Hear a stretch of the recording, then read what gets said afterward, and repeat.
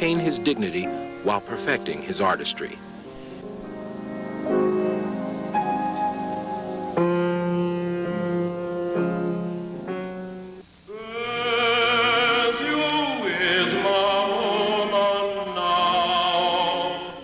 His was a voice that sounded strong and clear on and off the stage.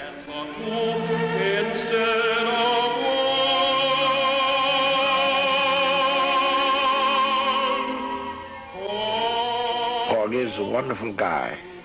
Porgy is a Negro in South Carolina without legs that moved about in a goat cart, who sold pencils or anything else down at the coat house, as he said, down at the coat house. He was a leader in Catfish Row because of his great intellectuality, his great mind, and very lofty spirit. So what he did not have physically, he found through his soul and through his mind. And that's where I played the role. Todd Duncan was a young man of 32 when he made his debut as Porgy in George Gershwin's Porgy and Bess. The folk opera opened on October 10, 1935, and it was immediately clear that a major new talent had been given to the music world. Duncan had already had his first brush with fame when he appeared in an all-Negro opera at New York's Mecca Temple. And I did 2 performances. My wife came up, and so did my mother. Came from Indianapolis. And friends came to New York, and I had wonderful reviews. Well, there were 9 reviews the next day in 9 papers. And I got all the headlines. That a star was born last night, etc., etc. And I was terribly disappointed. We had 2 full houses. You couldn't get anybody in the hall at all, in the theater, and I didn't get a penny. The company which had produced the opera disappeared before the cast was paid. Duncan, of course, was disgusted, but his wife kept telling him not to worry about the money because something might come of it. Gladys Duncan was right. New York Times critic Olin Downs and Duncan's friend and fellow artist Abby Mitchell told Gershwin, "You better hear this young Negro." Gershwin had already auditioned 100 Negro baritones, but he called Duncan, who was then teaching music at Howard University, to ask him to come to New York that Sunday to sing for him. Duncan, who considered Gershwin too Tin Pan Alley, refused. Well, I told Gershwin, no, I can't come up there now. I'm busy. I told him that I was very busy. He said, well, when can you come? I said, I think I can tell you that I can come the following Sunday, the next Sunday. The truth of the matter is I was singing a solo at my little church, Plymouth Congregational Church, and that was more important to me than singing for George Gershwin. And but I went the following Sunday, and I sang for him. Would you like me to tell you what I did? I had a stack of music, and I put on the top Lungi dal Cara Bene. And he says, what is this you're singing? I said, this is what I want to sing for you. And I sang only 12 bars. And he asked me, will you move around and look me in the face and sing that again? Look straight at me as you sing it. And I got halfway, which was 6 bars. And he looked up at me and said,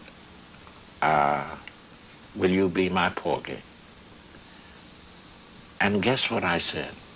I had the gall, the nerve to say, I don't know whether I want to be your Porgy enough. I got to hear your music first. Now here I was talking to the most popular man on Broadway, a man who had never had a failure, and I had the nerve to say that to him. But he loved it. He just adored it, that I would be that honest. But that's what I said to him. Then he said, well, will you come back next Sunday? I said, what for? You've heard me. He said, I have some friends that must hear you. So I said, well, I don't know whether I can afford that or not. He says, well, how much would it cost? How much would you? I said, I don't know. He said, would $30 be all right? $40, $50, is that all right with you? I said, well, yes, that's all right. So he talked his manservant to make out a check, and he handed me the check. Well, I said, and I came back and told my wife, I said, I want you to go with me. Because with that $30, we could go up and back down on the excursion. Because it was only $9. So $9 a piece. And I'd have the other money for us to eat on. You come back, so I wanted her to go. Gladys Duncan did go. When she and her husband arrived at Gershwin's house, he introduced them to his brother Ira, as well as to friends of theirs who were members of the Theater Guild. And we all sat around on the floor, the board, Mrs. Duncan and I, and we heard him sing. He and Ira sang through the whole opera for me. And that was a day that I was in heaven, absolutely in heaven. He did say something, however, when they played I Got Nothing. And Todd called it a little ditty. And he didn't know whether he was going to like it or not. But everywhere he's ever gone, when he was traveling, they always wanted him to sing. Oh, I got plenty of nothing, and nothing's plenty for me. I got no car, I got no mule, I got no misery. Dog coats with plenty of plenty, I got a lock on the door. Porgy and Bess was acclaimed by theater critics as well as by theater goers, but financially it was a flop. George Gershwin insisted on calling it an opera. And so Broadway wouldn't come to see it because they thought it was, you know, too high for them and they wouldn't like it. And the opera people wouldn't come because they didn't feel George Gershwin could write an opera. So we were in between. And now we'll have the duet from the first scene of Act 2 of Porgy, sung by Todd Duncan and Bess, who's played by Anne Brown. There was also some criticism of the opera by members of the Negro press, who saw Porgy as servile, making fun of the Negro race because he was on his knees. But Duncan felt that he was simply playing a legitimate role in the theater. Duncan played the part until 1938. After 2.5 years, I got tired of it. I felt like I was being grooved. My voice, my being, just singing, playing one role. And I wanted to get back to what my first love, which was Schumann and Schubert and Brahms. And so I made the decision to leave the show and go into concerts, and that's what I did for 25 years. That quarter of a century included concerts on every continent and in hundreds of cities and towns across America. Todd Duncan was one of only a handful of Negroes making a living on the concert circuit at that time. The truth of the matter is that I've sung in many a town where there's no Negro lives. And I've walked out on the stage and people, kids in the first 2-3 rows, they all started laughing out loud because they were accustomed to the so-called stereotype Negro, you know, step and fetch it and that's what they'd seen in the movies. So that's the only Negro that they knew. Or they knew the type of Negro woman who had a bandana around her head, like Hattie McDaniels. They knew that. But for a Negro to walk out with white tie and tails on, well, he looked like a monkey to them. And so I just stood. At first, when it happened, I was appalled. I was shocked. I also was very angry. But the good Lord saved me, and I learned to just stand there until they got through laughing. In the meantime, I was meditating and praying. I was feeling, how dare you laugh at me? And I also felt arrogant. I'm better than any of you. I felt that. I felt everything that's ugly. You know, fear and meanness begets fear and meanness. But Duncan realized that he had to conquer those feelings. If you're in the creative world, you cannot deal with the wrong breath, the wrong feeling, the wrong tension, because tensions and anger and fear will tighten your throat and your voice is not beautiful. So I had to work against all of that, but I learned. When Gladys Duncan traveled with her husband, she sometimes acted as a buffer, shielding him from racial prejudice when his reputation could not. But we would go to some hotels, and although we had the reservations and they were paid for and the like, but they'd say they didn't have a room. So I said, oh, you must, because they had been made months ago. And I said, well, I'll stand right here until somebody checks out. And I would many times, but they wouldn't want me to. They'd say, oh, why don't you go over there and sit down? And I said, no, I don't mind standing. So pretty soon, they'd call the front desk, and they'd take me to some room. And then I said, I don't like this one. It's near the elevator or near the men's toilet or something of the sort. So we would go to another one. So finally, we'd get what we want. That happened sometimes, but not too many times. But whenever it did, I was always the buffer there, and I saw to it that he was always comfortable. But Mrs. Duncan was not always there to ensure her husband's comfort. I would be singing in a town in Ohio or Iowa somewhere, and the people just clamoring, and I feel like a big black god. And the next day, next morning I get on the train to go to the next concert, to get some more bravos to work for that. And as I get on the train, I'm going to my drawing room. And this conductor, hey boy, you boy, wait a minute, you don't go in there. And here I am, 40 years old. I'm a grandfather. And he calls me boy. And he says, I don't go in there in the drawing room. And I had the tickets for the drawing room. That was the only way I traveled. First class. Well, somehow you want to tell him to go to hell, or tell him something that's ugly or something. But that's not the way I fought. Todd and Gladys Duncan had their own ways of fighting. His was on the stage. Her stages were the restaurants of segregated Washington, where she sat in with other members of the Americans for Democratic Action. We would go in restaurants and sit down and take charge of the seats and so forth. We take charge in some of the drugstores at lunchtime, didn't serve Negroes, and we had all races that would go with us.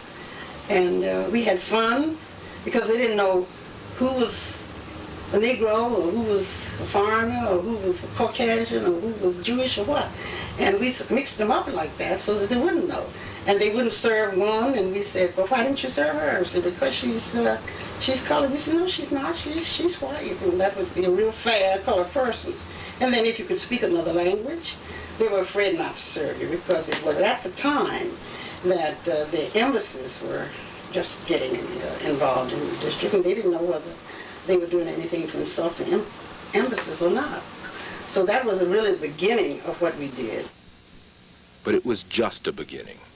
The segregated eating places were only one brick in the solid wall dividing the two societies, black and white, which existed before the legal desegregation of Washington in 1954.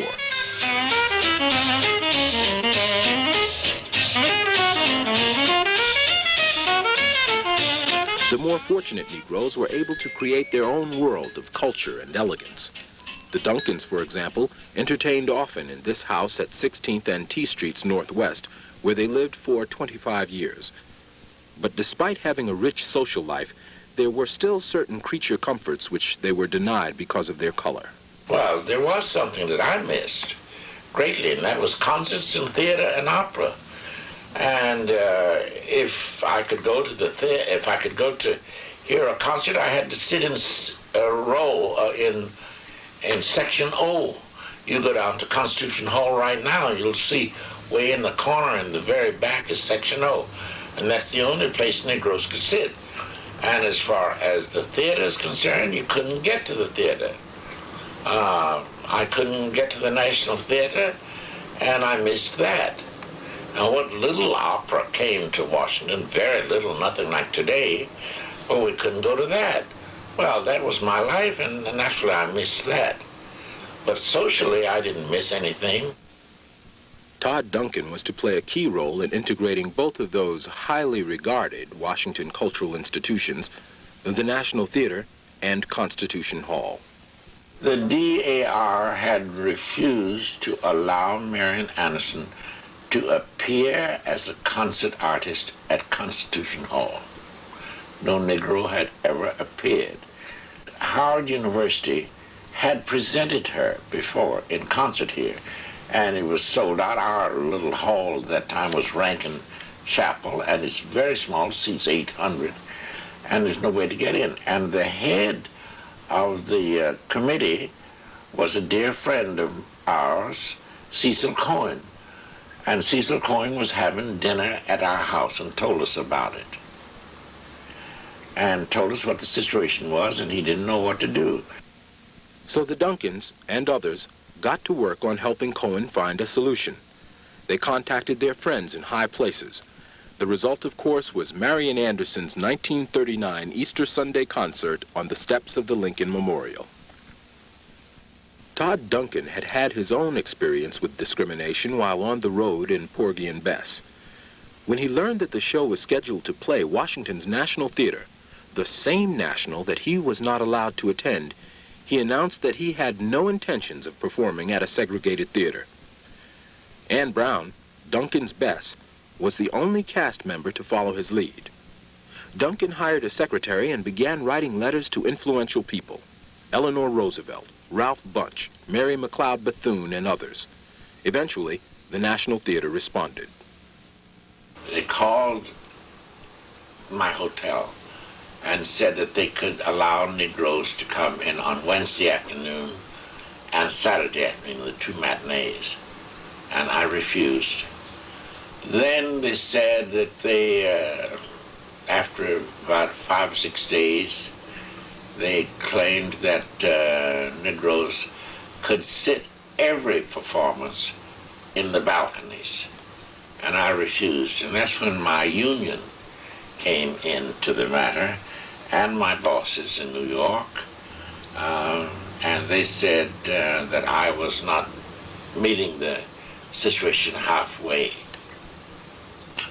Well, I didn't understand any compromise on human beings. I don't know how you could compromise on that. So I couldn't understand how I could meet a human situation halfway, and yet I know what compromise means.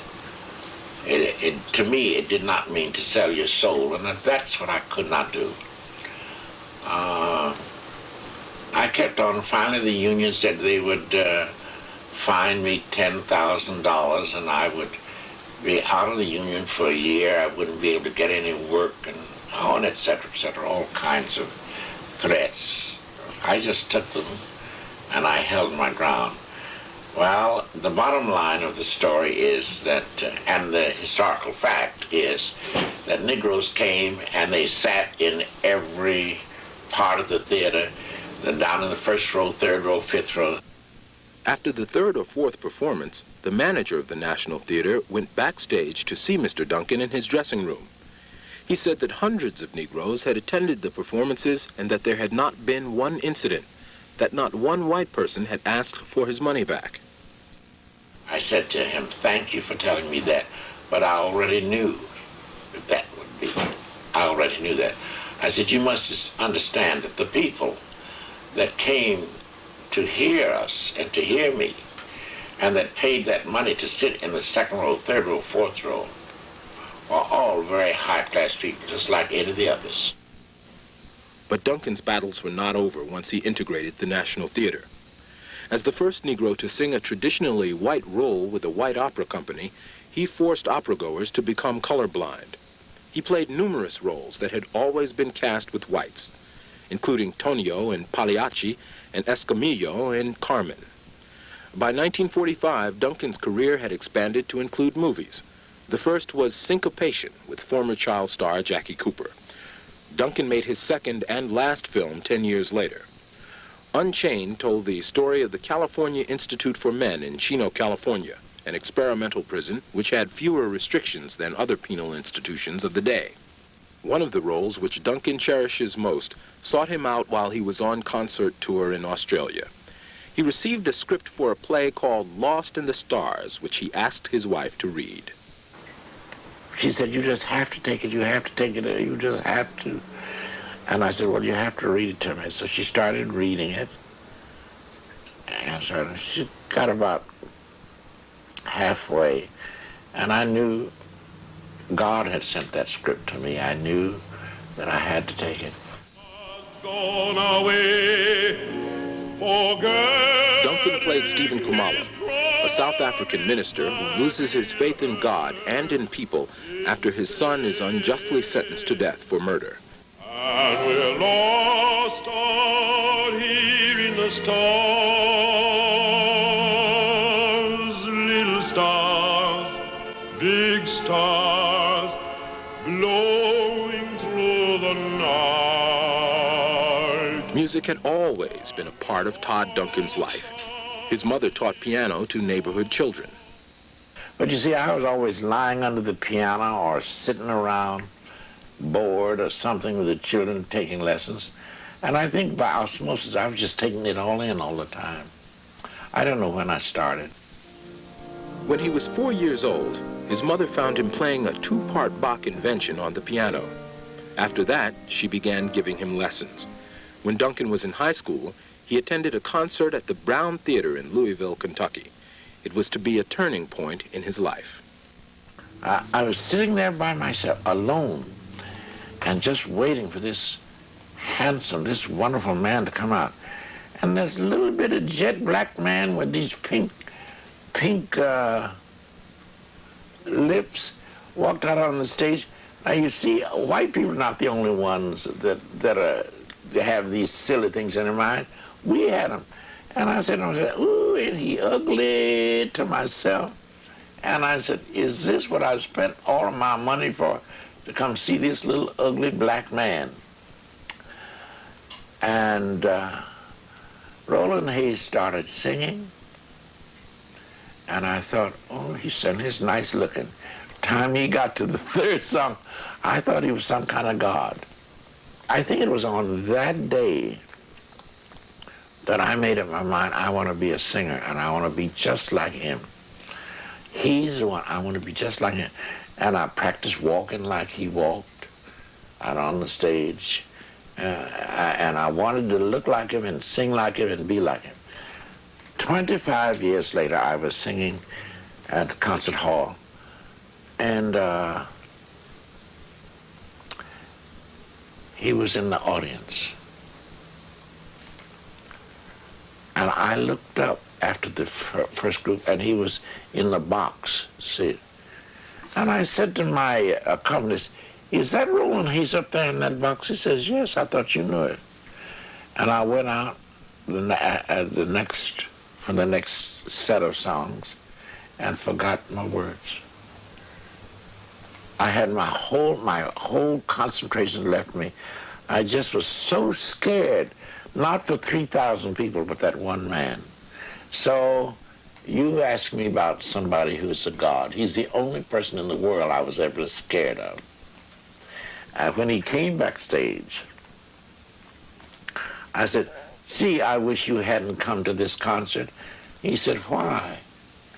And I said, "Well, you're the only artist in the world I'm just scared of, and I just don't want to sing for you."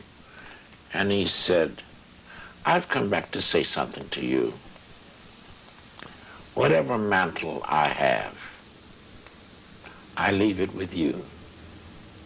I have found my man, you're it. I felt like weeping. I could weep now. Because if he felt that I had something to offer, I knew I had arrived. During his career, Todd Duncan has been saluted by presidents, music lovers, and fellow artists. He retired after singing at Lyndon Johnson's inaugural in 1965. But retiring from singing did not mean retiring from music or from life.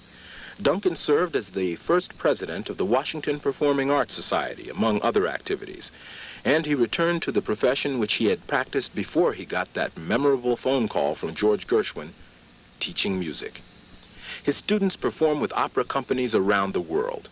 Recently, Duncan made an attempt at lightening his teaching load by eliminating the twice-monthly treks to Philadelphia to teach at Curtis Institute. But his students insist on coming to Washington to continue taking lessons from him.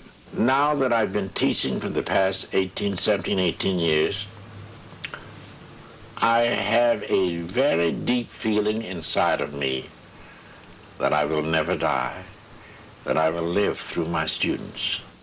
You're just looking at a man who is 79 years old, almost 80, who is happy and has a very great, deep sense of fulfillment. That's what's important. And I think that's what keeps me living. I think that's what keeps me happy.